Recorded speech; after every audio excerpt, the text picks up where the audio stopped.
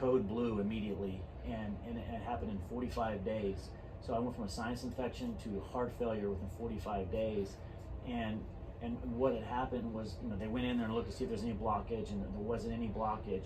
But your body naturally wants to heal itself, and my heart it started swelling and swelling until there was no elasticity anymore, and so my ejection fraction was less than 10%.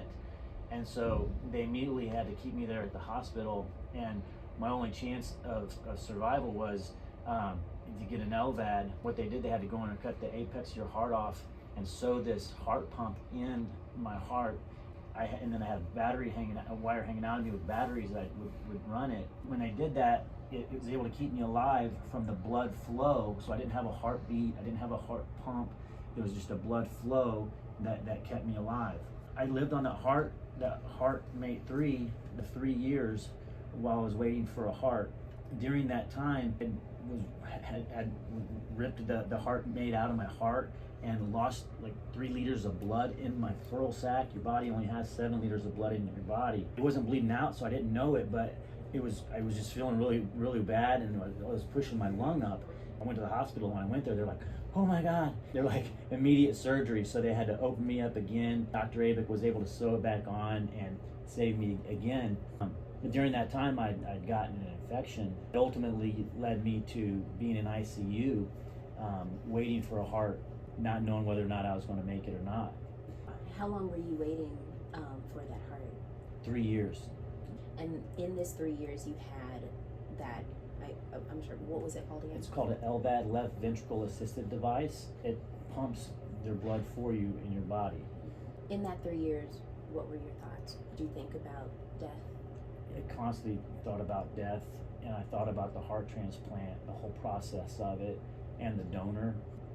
All that comes along with that, about there's somebody that is going to die, and I'm going to be getting their heart. And I had wrote the letter to the donor's family even before I got the heart, because I'm just trying to process all of this stuff. It was just very impactful waiting there and not knowing what's going to happen.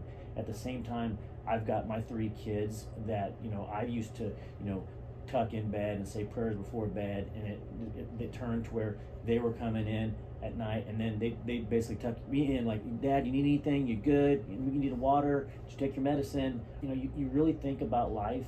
You think about planning, the succession planning, what's life going to be like for them if I'm gone? Really, the meaning of life, what's there left to be about life? I mean, I used to like cars and boats and all of that stuff, but really all that material things, it really just didn't mean anything to me anymore. It was just really about all the impact on life that I can provide and be the light to impact and help others.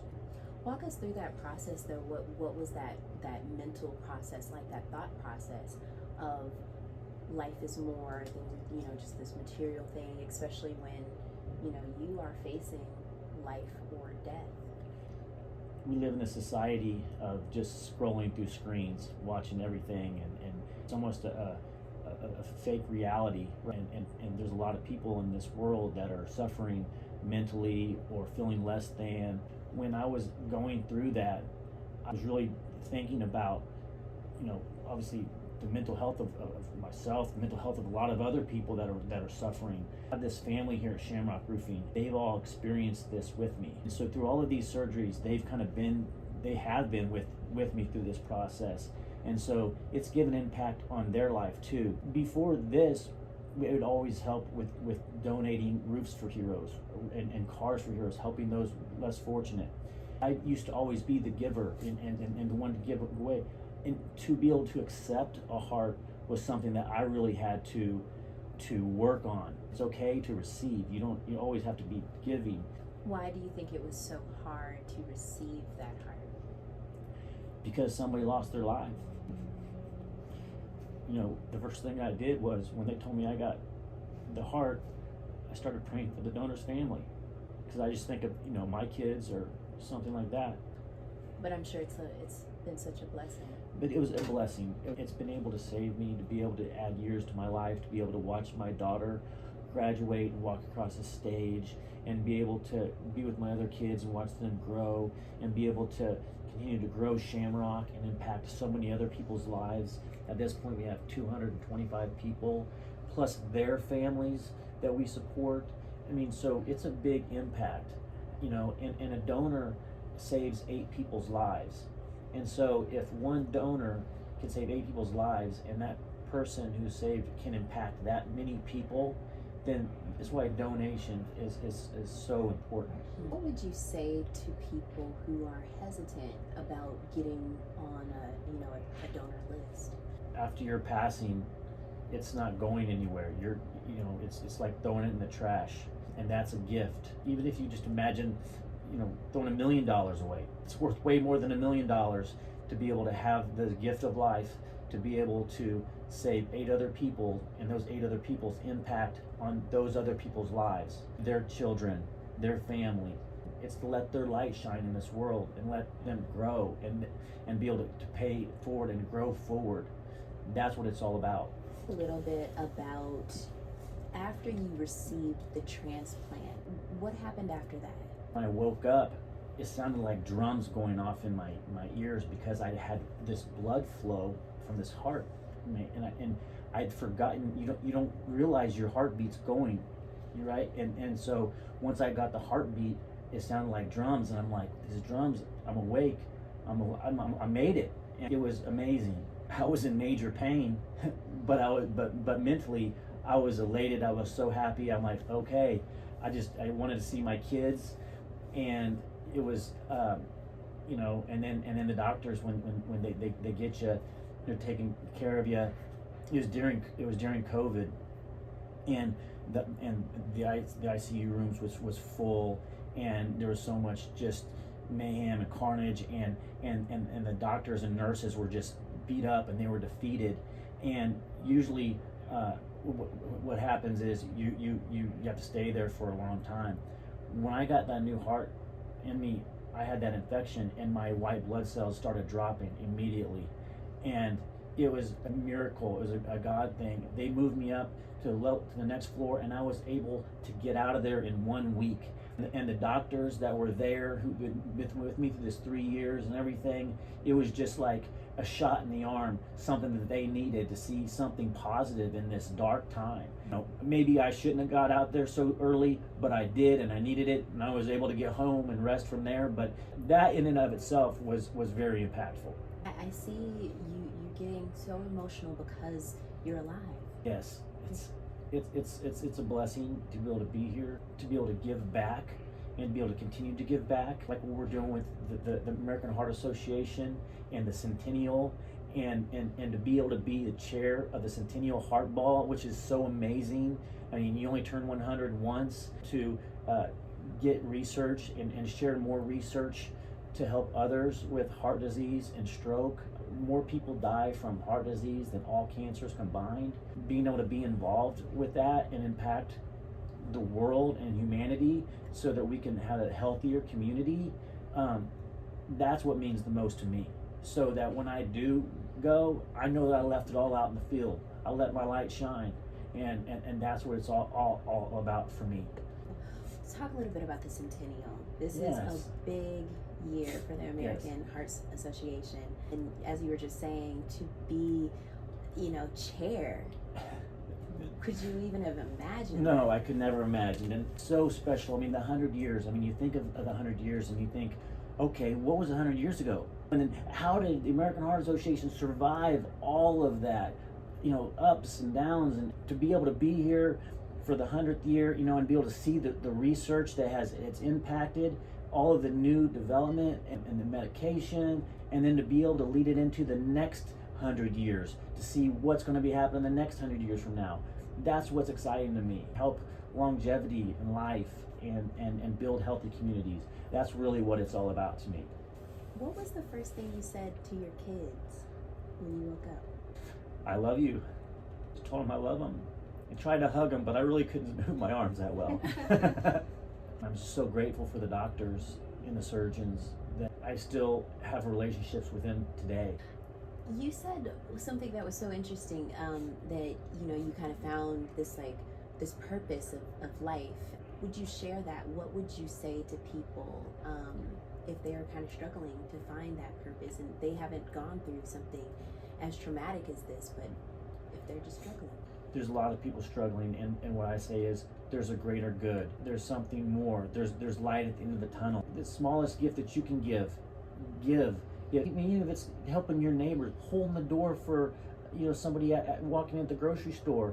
Those types of small acts help. When you're feeling defeated, it lets you know that there is purpose. I mean, we live in this world of social media where everybody puts all their highlight reels on there, right? They don't ever put their low light reels on there. And there's a lot of people in these low light reels, and they think that they just have to live in a highlight world.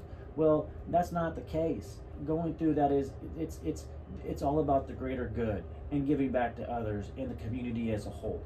Do you want to talk a little bit about how a transplant Yeah, isn't the end solution? Yeah. And so a lot of people, I got the heart transplant, right? And so after the heart transplant, you kind of get back to a normal life, right? But there's still a very heavy medicine regime. And a heart transplant is a treatment, not a cure. With the heart transplant, there's still a lot of things that come with that. So it's not an end-all be-all. The continuation of health maintenance with the heart transplant is very important.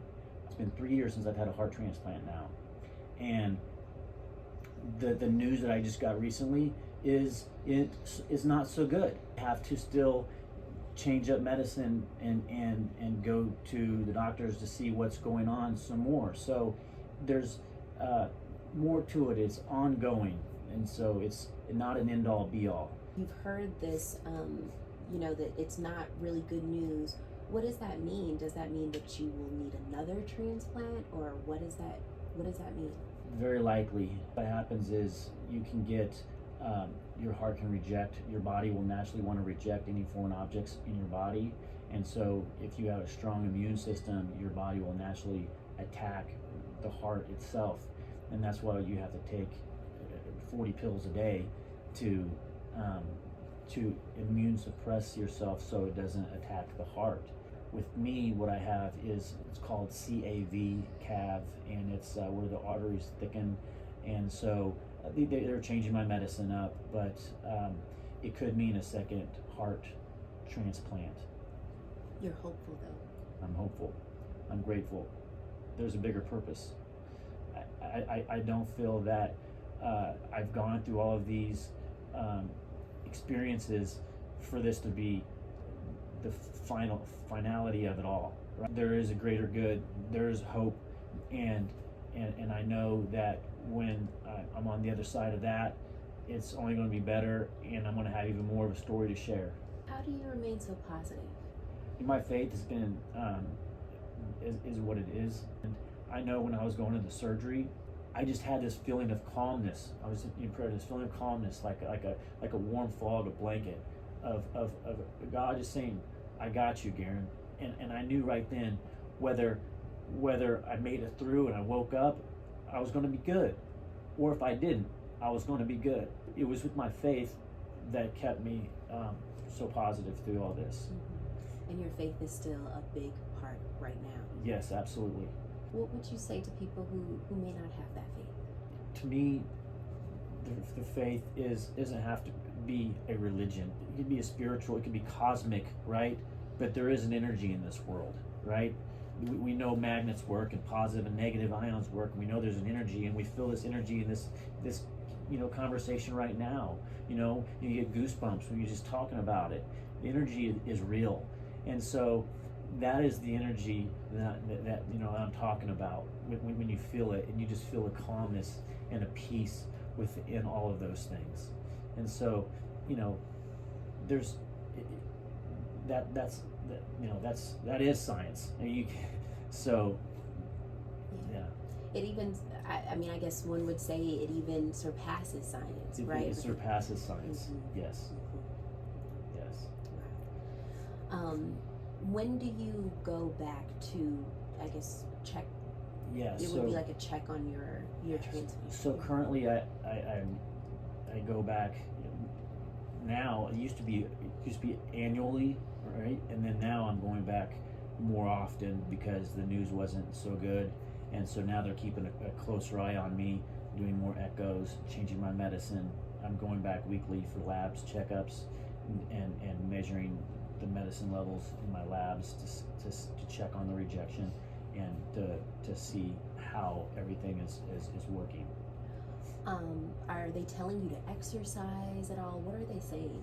Yes, so your body's better off with exercise, just not too strenuous. Mhm. But they are definitely advising me because I need to keep moving and keep my body strong and keeping everything strong, because that's going to support your heart if I have to have this second transplant. And it also helps with the mental clarity that you're dealing with when you have all of these thoughts, or this fear that's trying to creep in, this doubt that's trying to keep in. The working out and the mental clarity it helps me out a lot. So they definitely want me to work out from the body healthy perspective, but from the mind perspective, so that your body and your mind and your heart is all one. Mm-hmm. So all aligned. All aligned. Mm-hmm. When you wake up in the morning, what is just one prayer that you say for the day? Right off the bat, like, thank you, Lord, for this day. Thank you, give me for this day, and dear Lord, guide my steps, and that I can be impactful in any way. And so I'm really asking Him to guide me in what I'm supposed to do next. Mm-hmm. And take you over part of the other Yeah. side and Yeah. share that. I think that would be great. Awesome. I think we've got the picture